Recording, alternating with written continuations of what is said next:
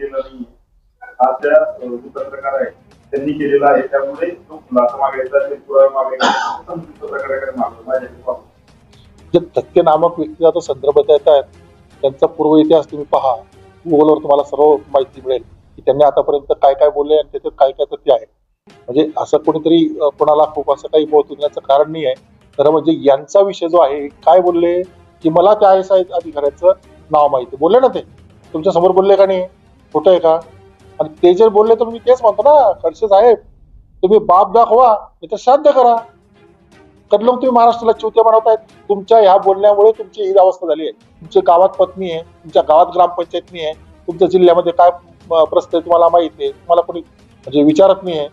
इतके मोठे तुम्ही नेते होते मागच्या कालखंडात तुम्ही मुख्यमंत्री पदाचे दावेदार होते आणि आताच्या कालखंडात तुमची किती बेकार अवस्था झाली हे कशामुळे झाली हे फक्त तोंडामुळे झाली. तर ते तोंड जरा सांभाळलं पाहिजे आपण. आम्हाला तुम्ही तुमच्या तब्येतीची काळजी आहे जरा तब्येत सांभाळा.